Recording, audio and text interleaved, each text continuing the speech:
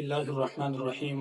معزز ناظرین دوستو، آج ہم شب معراج کی بابرکت موضوع پر بات کریں گے۔ یہ واقعہ 27 رجب کو پیش آیا جو نبی کریم صلی اللہ علیہ وسلم کی زندگی کا ایک عظیم معجزہ ہے۔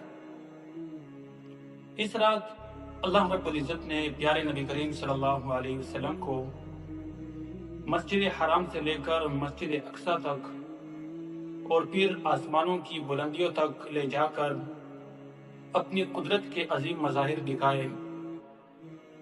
قرآن کریم میں اس واقعہ کا ذکر سورۃ بنی اسرائیل کی پہلی آیت میں یوں ہوتا ہے: سبحان الذی اسری بعبدہ لیلا من المسجد الحرام الی المسجد الاقصی الذی بارکنا حولہ لنریہ من آیاتنا۔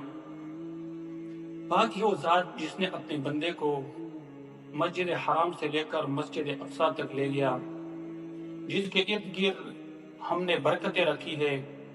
میرے دوستو، شب معراج کے سفر کے دو حصے ہیں۔ پہلا حصہ مسجد حرام سے لے کر مسجد اقصی تک، اس کو اسراء کہتے ہیں، اور دوسرا حصہ بیت المقدس سے لے کر مسجد اقصی سے لے کر آسمان دنیا پر، اس سفر کو معراج کہتے ہیں۔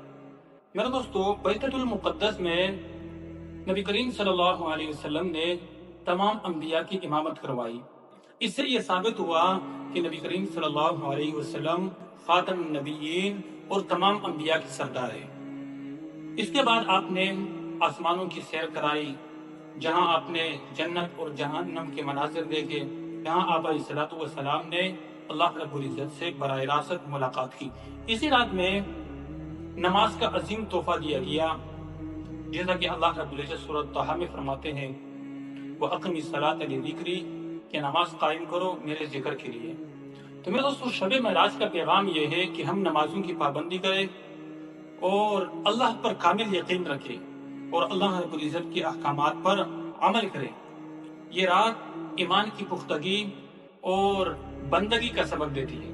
اللہ رب العزت ہمیں شب معراج کی برکتوں سے فیضیاب فرمائے اور نبی کریم صلی اللہ علیہ وسلم کی سنتوں پر عمل کرنے کی توفیق عطا فرمائے۔ وآخر دعوانا ان الحمد للہ رب العالمین۔